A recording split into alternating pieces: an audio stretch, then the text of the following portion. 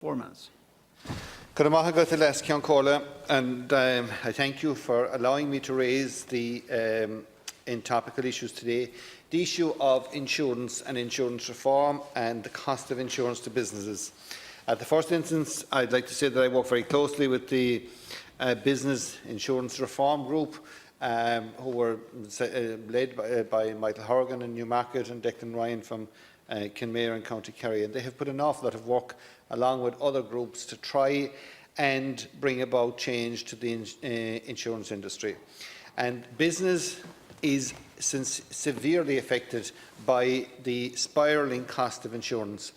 And this year, more than any other year, Minister, we have seen people have come to me very genuinely concerned about the cost of insurance, and have indicated to me very clearly that they are looking, for the first time ever, they are looking at the possibility of closing their doors in the new year because they cannot sustain the type of premiums that are being looked at, the type of insurance that are being premiums that are being sought for to cover their particular business. And it is because underwriters are leaving the market and there is a whole lack of transparency. And might I remind you, Minister, there was a lot, months ago, where the European Union went and raided and looked at insurance companies to see whether there was a cartel operating within the insurance industry. And there was a lot of fanfare and there was a lot of coordination of reports at that time saying that there was a serious attempt by government to tackle the spiralling cost of insurance. Where has that gone to? What has happened in relation to that European investigation? Where has that drifted off onto? And we have had many motions in the Dáil here over insurance reform. We have had many meetings, and I know you, Minister, and indeed every other public representative here are meeting it on a daily basis, where there are many centres that are closing, particularly over the summer period last year, where play centres made it very clear that they would not be able to continue to sustain their business with the spiralling cost of insurance. There was a huge amount of talk in relation to what insurance reform had done to reduce the cost of insurance for car premiums or the cost for cars.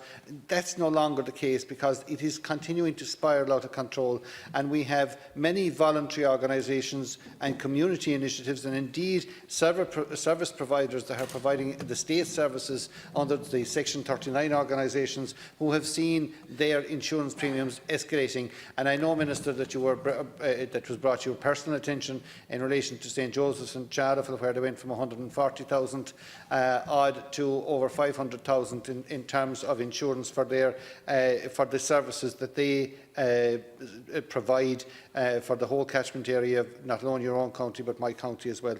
But in the 50 seconds, could you explain to me what has happened in relation to the dawn raids by the European Union, the European Commission, in terms of tackling insurance, and what are the government's real targets? We have listened to many contributions here in the Dáil and elsewhere in relation to targets and initiatives and everything else that have been tried by government.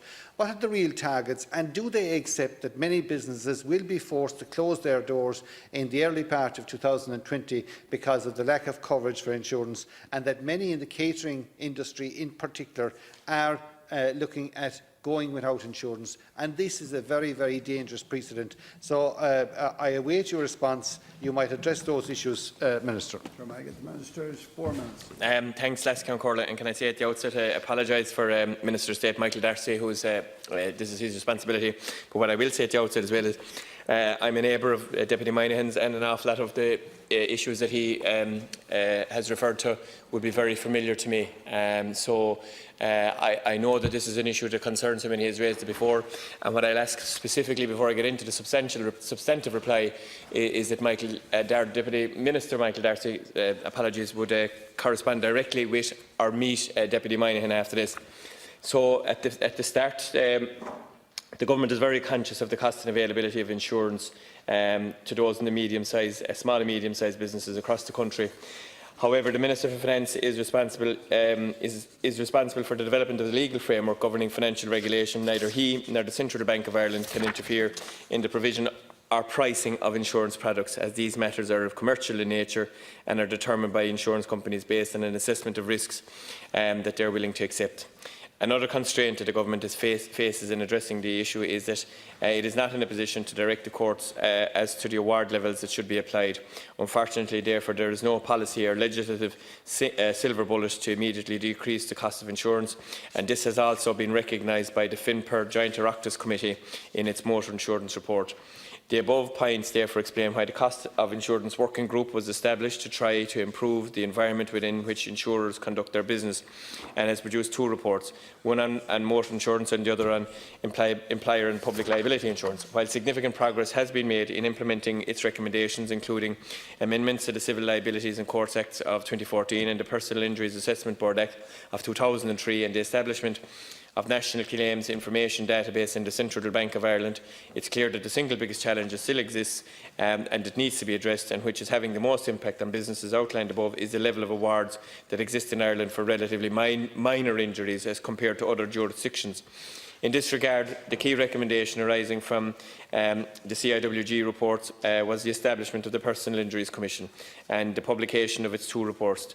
The Personal Injuries Commission conducted a benchmarking of awards levels between Ireland and other jurisdictions for the first time, and this has been very helpful in identifying the scale of the problem that is faced. The research showed that the award levels for soft tissue injuries in Ireland are 4.4 times higher than in England and in Wales. The PIC recommended that a judicial council be established and that it should compile guidelines for appropriate general damages for various types of personal injuries. And in carrying out this exercise, the PIC believes that the judiciary will take account of the jurisprudence of the Court of Appeal, the results of its benchmarking exercise, etc. On foot of this recommendation, the Government, with the support of all parties in Oireachtas, prioritised the passing of the Judicial Council Act 2019. The Act provides for the establishment of a Personal Injuries Guideline Committee upon the formal establishment of the Judicial Council. The committee will be tasked with introducing new guidelines to replace the Book of Quantum. While some provisions of the Judicial Council Act have been started through the statutory order by the Minister for Justice and Equality in order to allow background preparations to take place, the Judicial Council itself has yet to be commenced. The Minister was pleased to note, however, that the Chief Justice, Mr Justice Frank Clark, announced recently at the Insurance Ireland Fraud Conference that he has selected the Personal Injuries Guidelines Committee designate, and that this committee will meet shortly to commence work on an informal basis. He also notes the balanced composition of the committee, which reflects all courts levels, and he believes that this demonstrates that the judiciary are giving this matter the priority it deserves. The Government also notes the comments made by the Interim Insurance Ireland CEO Jerry Hassett at the same conference that if award levels don't come down, so will premiums. Both Minister Donoghue and Minister Darcy believe that this is a very reassuring commitment, and it is one they intend holding the insurance industry to. Finally, it should be noted that the insurance reform agenda continues to be a major priority for the Government, and it believes that a recalibration of the award levels will go a very significant way towards addressing the current problems around the affordability and availability of insurance experienced by impacted businesses, and specifically in relation to the European investigation that Deputy Moynihan referred to. I'll ask the Minister to refer to him directly. Deputy Yes, I was going to, because in your reply you didn't address the issue on the European Commission's investigation. We need to get on the public record what has happened with that investigation, where is it at the moment, and when will the results of that investigation be published. You mentioned there in relation to benchmarking of awards and the percentage that has of difference in it, and then you went on to the Book of Quantums. And you know, as I understand it, there is a legislative framework there now to ensure that there's an amendment or a redrawing, or that there is a new Book of Quantums. When, in the name of God, can we put that out there? Because businesses are grinding to a halt in relation to insurance. And if there's any issue that has recurred over the last while, is insurance, insurance, insurance. And there's an awful lot talked about premiums and claims and everything else. But also it came out through the House of the Oireachtas this year that the profits of the insurance companies, there is a massive profit being made by insurance companies. And I would have to tell you, Minister, I have met many businesses who are on the high street, for the want of a better term, who are attempting to keep their doors open, and the crippling cost of insurance is being mentioned time and time and time again.